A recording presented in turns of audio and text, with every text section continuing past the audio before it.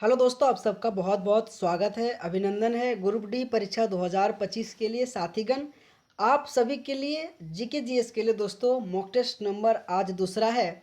और साथीगण, 2018 से लेकर 2022 में दोस्तों किस प्रकार से क्वेश्चन पूछा गया था, आइए दोस्तों आज इस क्लास के माध्यम से चर्चा करते हैं। और साथीगण, जांच लो मेरे दोस्तों, अभी भी आपके पास समय है। और दोस्तों इस तरीके से आप ज़रूर पढ़ के जाइएगा, आपके एग्ज़ाम के लिए बेस्ट ये क्लास होने वाला है। तो साथीगण, पहला क्वेश्चन है कि जो तड़ोबा राष्ट्रीय उद्यान जो भारत के किस राज्य में स्थित है।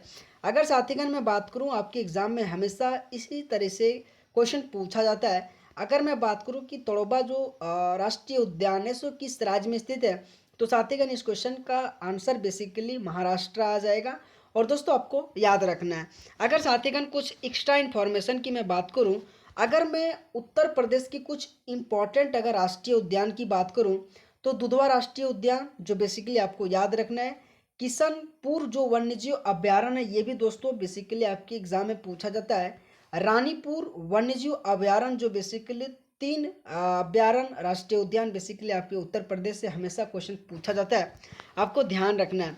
अगर साथीगण मैं बिहार से अगर पूछूं, तो बिहार में दोस्तों भीम बांध अभ्यारण्य और साथ ही गौतम बुद्ध वन्यजीव अभ्यारण्य और कैमूर वन्यजीव अभ्यारण्य दोस्तों, ये तीन नाम आपको एटलीस्ट बिहार के याद रखना दोस्तों। हमेशा आपके गौतम बुद्ध वन्यजीव अभ्यारण्य आपके बिहार से बहुत बार क्वेश्चन पूछा जाता है। और साथ ही दोस्तों आपके कैमूर वन्यजीव अभ्यारण्य तो आपको दोस्तों याद रखना है।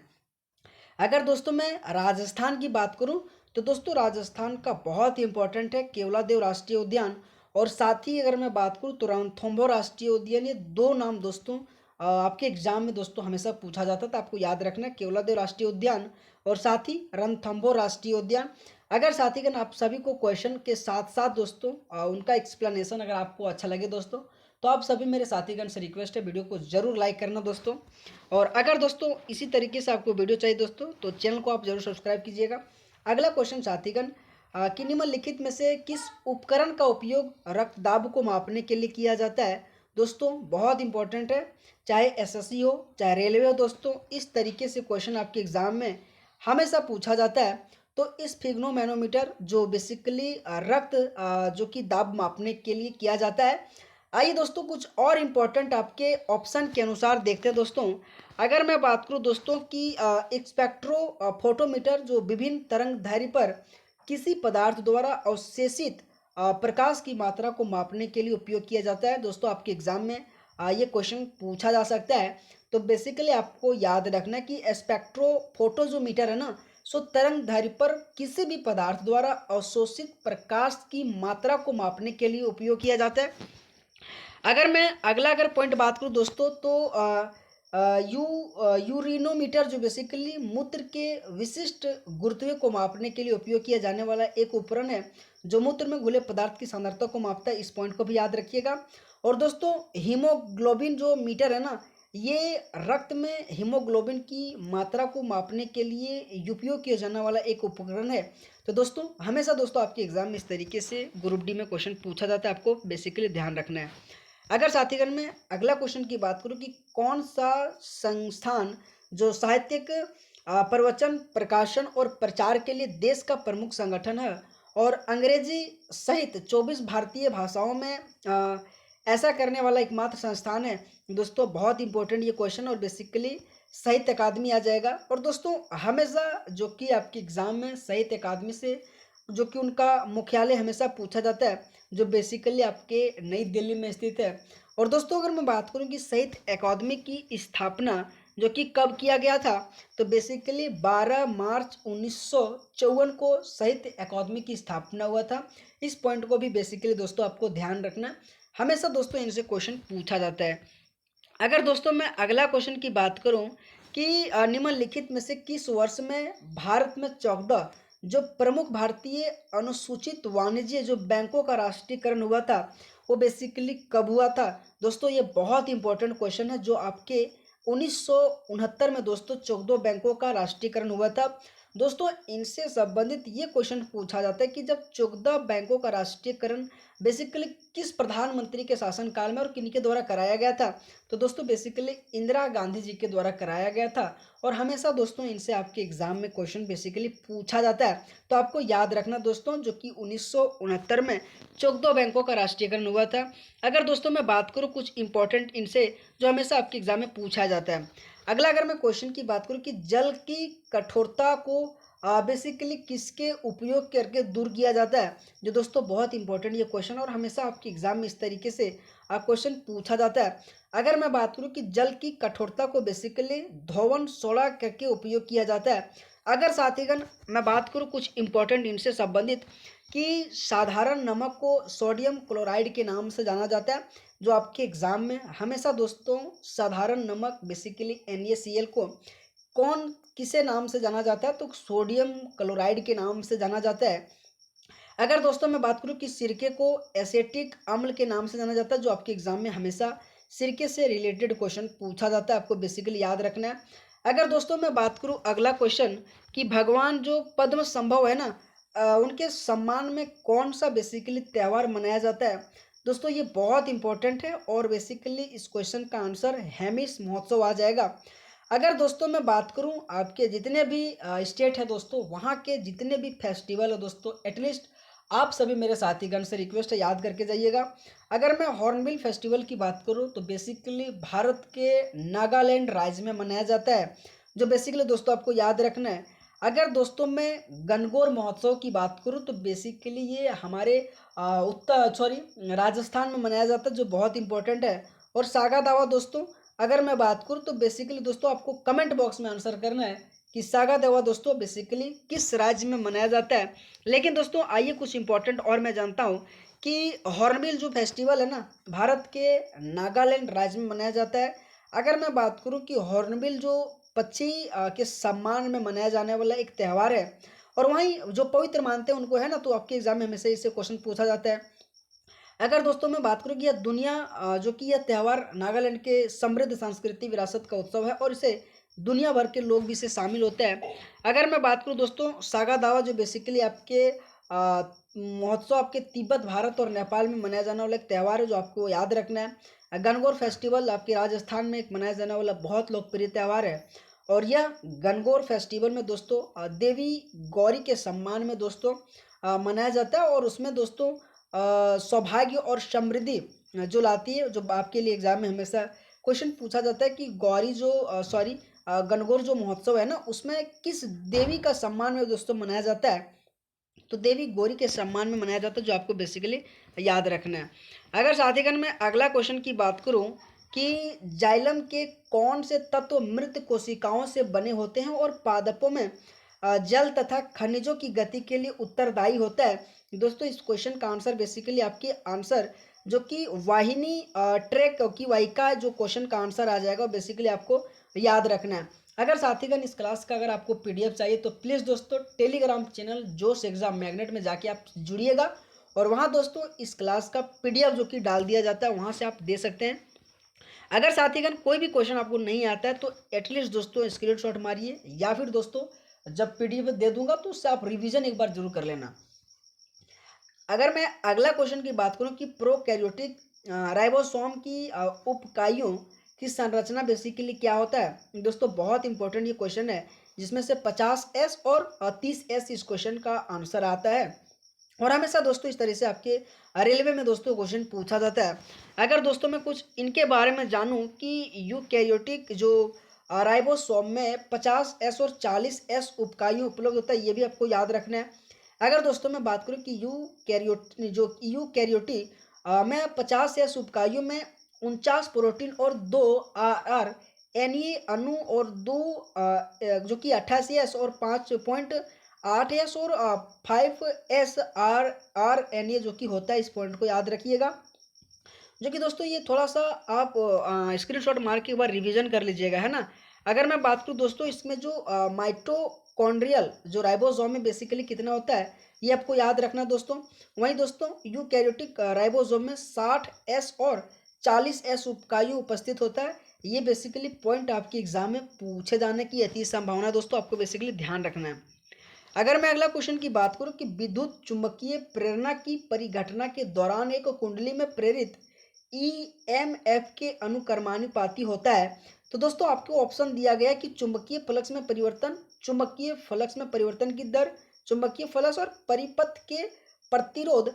तो दोस्तों अगर मैं बात करूं इस क्वेश्चन का आंसर, तो चुंबकीय फ्लक्स में परिवर्तन की दर जो इस क्वेश्चन का आंसर आ जाएगा, जो बेसिकली दोस्तों आपको याद रखना। हमेशा दोस्तों फिजिक्स से कभी कभार ऐसा क्वेश्चन आता है जो कभी कभी हमसे नहीं बनता, तो बेसिकली आपको ध्यान देना है। अगर दोस्तों मैं अगला क्वेश्चन की बात करूं कि वायुमंडल की अनुपस्थिति में आकार का रंग बेसिकली क्या होता है, तो दोस्तों इस क्वेश्चन का बेसिकली आंसर जो कि काला आ जाएगा, जो आपको याद रखना है। अगर दोस्तों मैं बात करूं अगला क्वेश्चन की जो बोमेन बोमेन संपुट मानव शरीर में कहाँ पाया जाता है, दोस्तों बहुत इंपॉर्टेंट ये क्वेश्चन है। तो दोस्तों अगर मैं बात करूं कि बोमेन जो संपुट है ना, बेसिकली आपके विक्का में पाया जाता है। अगर दोस्तों मैं इनके बारे में कुछ जानूं, तो आइए दोस्तों, अगर मैं बात करूं कि बोमेन संपुट नेफ्रॉन का एक हिस्सा है, जो विक्का की एक क्रियात्मक इकाई है, जो रक्त से अपशिष्ट उत्पादों का निष्पन्न करने और मूत्र का उत्पादन करने के लिए उत्तरदायी होता है। और दोस्तों ये आपके ग्रुप डी में क्वेश्चन पूछा गया था।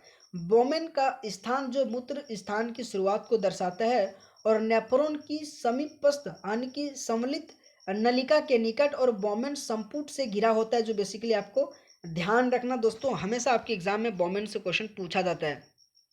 अगला अगर मैं क्वेश्चन की बात करूं कि निम्नलिखित में से कौन सा तत्व कार्बन की तरह श्रृंखलन गुण को दर्शाता है, दोस्तों बहुत इंपॉर्टेंट ये क्वेश्चन है। और इस क्वेश्चन का आंसर आ जाएगा सिलिकॉन, जो बेसिकली श्रृंखलन गुण को दर्शाता है, जो आपको बेसिकली याद रखना है। अगर दोस्तों मैं अगला क्वेश्चन की बात करूं कि निम्नलिखित में से कथनों पर विचार कीजिए। पहला पॉइंट बोल रखा है कि लाल प्रकाश की तरंगदैर्घ्य नीले प्रकाश से 1.8 गुना अधिक होता है।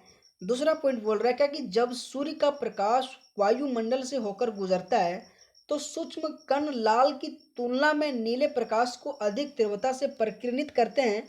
जो कि दोस्तों आपके दोनों ऑप्शनों में से बोल रखा है कि उपरोक्त कथनों में से कौन से कथन आकाश के स्पष्ट नीले रंग को समझने में सहायता करता है। तो दोस्तों इस दोनों पॉइंट दोस्तों आपके सही है, और बेसिकली आपको याद रखना है कि लाल प्रकाश जो तरंगदैर्घ्य है ना, नीले प्रकाश से लगभग कितना गुना अधिक है, तो 1.8 गुना अधिक है।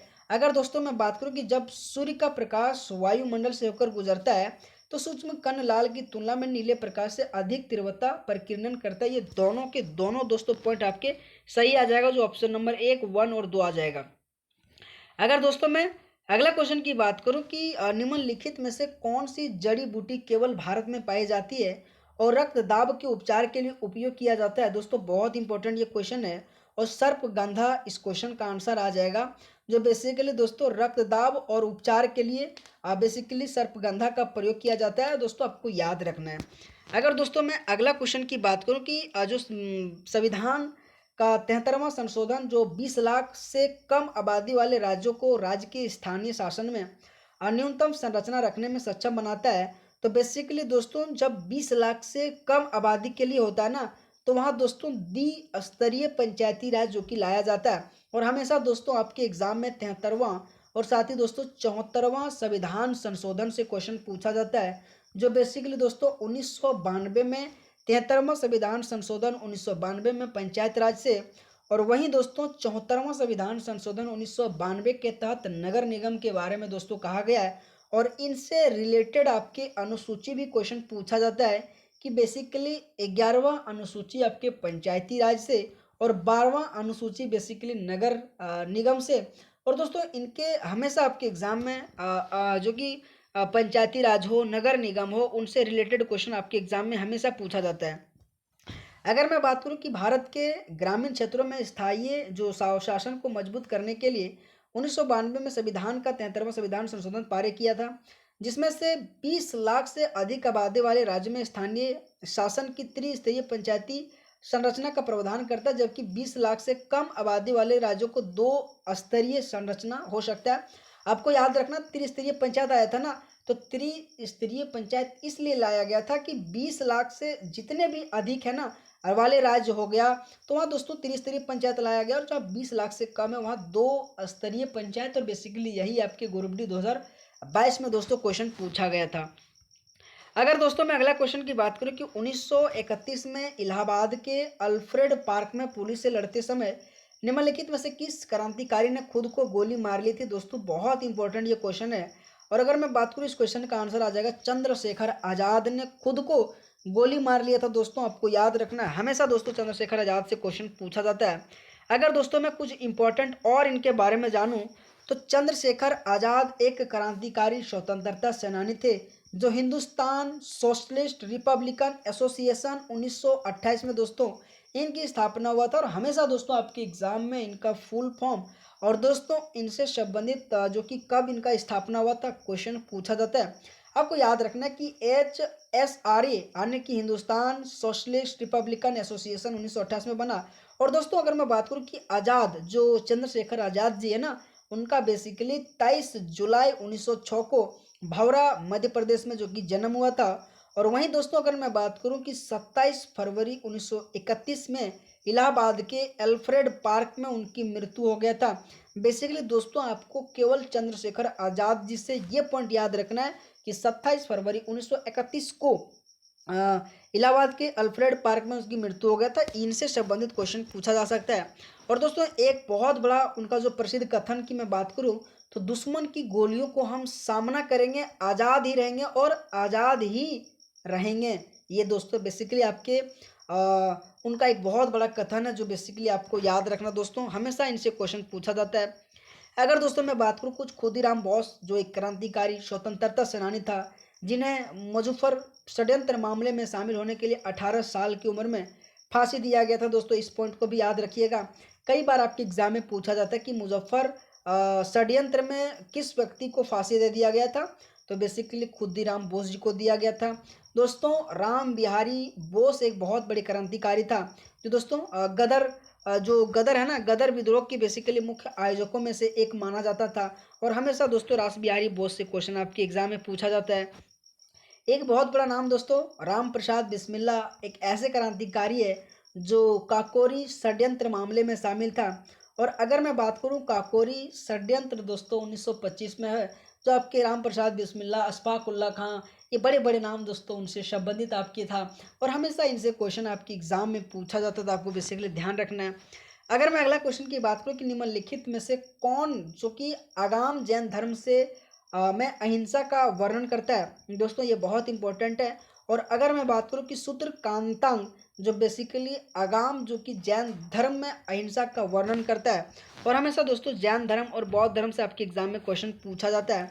अगर मैं बात करूं आगाम जैन ग्रंथों को संदर्भित करता है जिसमें भगवान महावीर और उनके शिष्यों को शिक्षाएं शामिल है।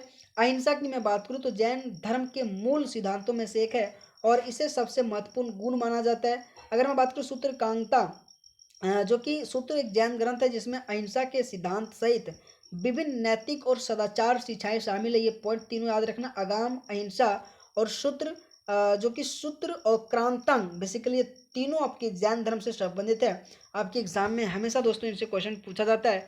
तो दोस्तों आप सभी को क्लास कैसा लगा। और दोस्तों आज थोड़ा सा कम क्वेश्चन है और दोस्तों अगले क्लास में थोड़ा सा जो कि एक अलग फॉर्मेट के माध्यम से दोस्तों क्लास लाऊंगा, है ना। तो दोस्तों आप सभी को अगर क्लास अच्छा लगा हो तो प्लीज़ दोस्तों आप सबसे रिक्वेस्ट है वीडियो को लाइक जरूर करना और हो सके दोस्तों तो चैनल को आप जरूर सब्सक्राइब करना। तो आप सभी का बहुत बहुत धन्यवाद दोस्तों। आप सभी लाइक और सब्सक्राइब जरूर करना दोस्तों, है ना।